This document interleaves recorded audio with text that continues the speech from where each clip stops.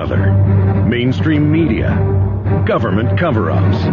You want answers? Well, so does he. He's Alex Jones on the GCN Radio Network. And now, live from Austin, Texas, Alex Jones. We carry several other videos and books at Infowars.com, or you can call 888-253-3139. 2 films and an audio CD for $19.95 in one package at Infowars.com. The Dangerous Gamble combo also has all the 2 books, and the 3 DVD CD package is also available at a deep discount at Infowars.com. I hope you'll go there and get it, or call toll-free 888-253-3139. But this new film, I don't have this new film, but I've seen clips of it online. Incredibly powerful story. Jeffrey M. Smith, tell folks where they can get it. I know MonsantoFilm.com. People's lives depend on this, and I want to be clear here.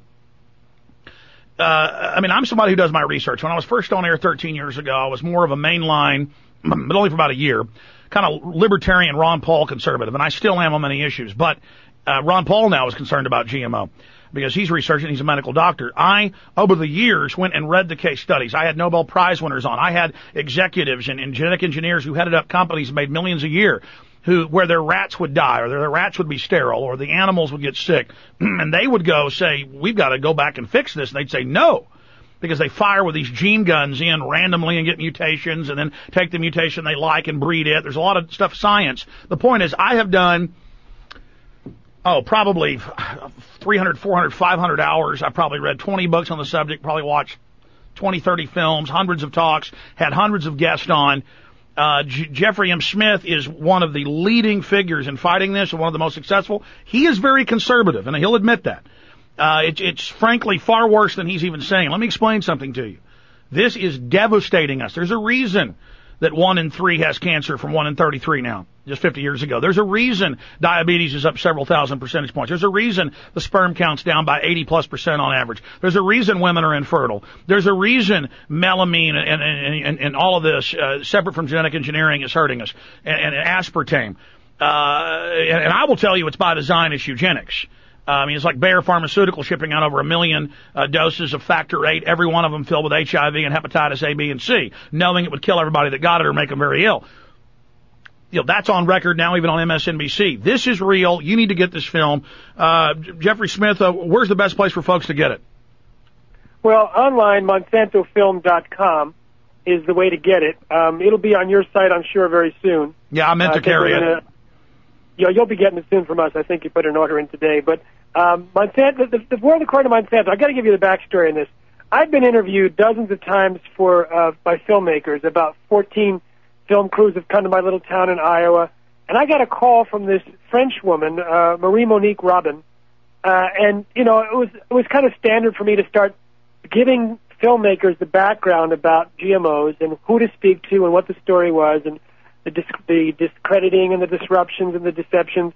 It turns out she had been studying this so solidly for so many months. She knew more than any other filmmaker I had ever spoken with. In fact, more than most anti-GMO activists that I've seen around the world in my 30 countries of travel. She was so well prepared, and she was going to visit the people that I had just written about all over the world, all over the country. And so I was excited about this film. I actually went to Paris and saw the run-through of the film before it was done, and arranged to have it available in the United States because I did not want it to be, Yeah, it's very well done. It's very well done. Oh, it's incredible. It's incredible. It leaves people absolutely shaking. One reviewer said it will freeze the blood in your veins. And what it does is it talks about the history of Monsanto and all of the dealings that they had with Agent Orange and the lies and the apparently rigged research. And dumping toxic waste in poor neighborhoods. Absolutely. And earlier I didn't finish my point, I never do.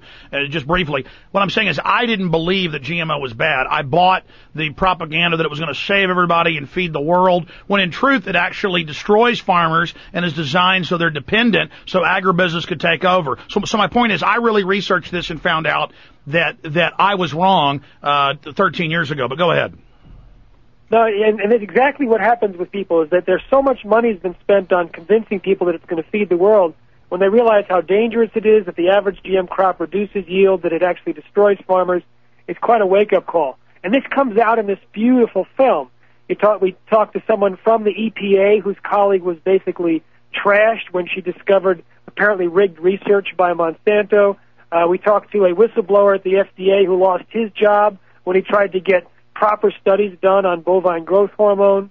It shows how Monsanto's claims that their Roundup herbicide is biodegradable was declared false and illegal by judges in 2 countries, how there's possible cancer effects that was being covered up about their herbicide.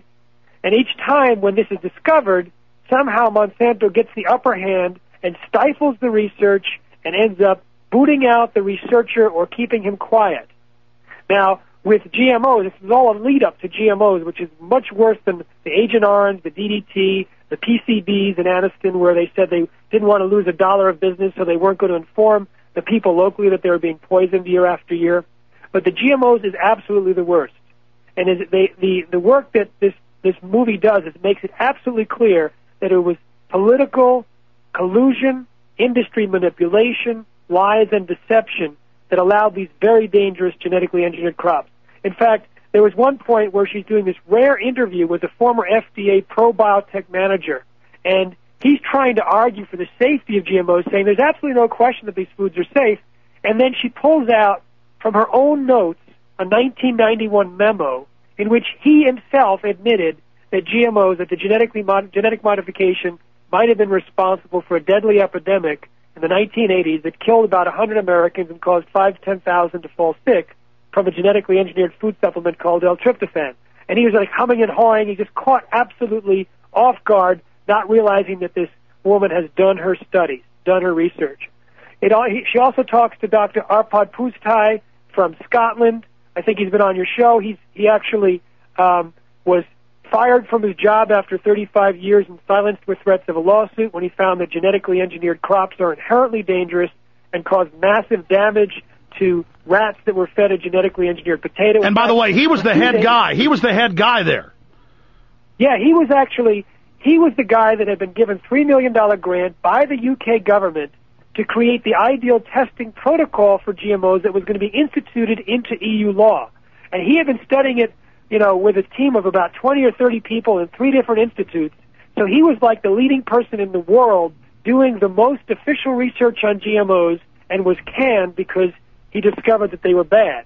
Now, when he went public with his concerns, initially he was a hero at his prestigious institute, but then allegedly Monsanto called Clinton, or someone at the White House. Someone at the White House called Blair, and someone from the Prime Minister's office in the UK phoned the director of the institute where this guy worked, and the next morning he was fired from his job. And by the way, he was a top genetic engineer. He told me on air several times he believed in it. He wanted it to work, yep. But he couldn't engage in mass murder.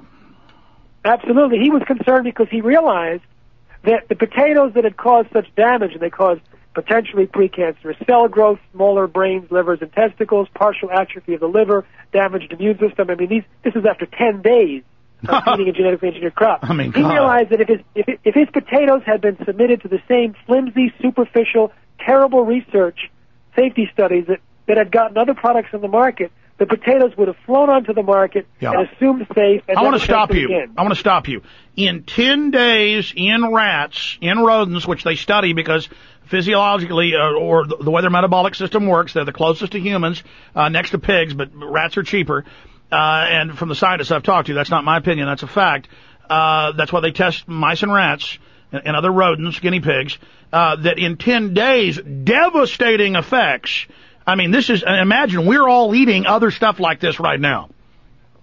Even there's some studies that didn't get onto this World According to Monsanto. She got a lot of beautiful stuff on. But there was this woman, a senior scientist at the Russian National Academy of Sciences, who fed rats genetically engineered soy that we do eat, and mother rats, and more than half of the offspring died within 3 weeks, and compared to only 1 out of 10 death rate when the mothers were eating non-genetically engineered soy. Ladies and gentlemen, do you understand? We're eating this. This is deadly. That's why I was talking to a medical doctor the other day, and she talked about how when she was going to the Albert Einstein Medical Institution, I talked to Harvard medicals as well, who were graduating 30, 40 years ago, they would, if there was a child in the ward that had cancer, it was like going to look at, the last right whale. I mean, it was so rare that it was like, oh my God. And now there's just kids all around me in my neighborhood dying, people dying everywhere. Oh, this is a Holocaust. You know, it was interesting. This particular scientist, she was harassed. She was set up and attacked. She came to her office once, and there was a paper that had been burnt on her desk. She had samples stolen, and she was eventually taken off the ability to do any more GMO research because her director was pressured by his director.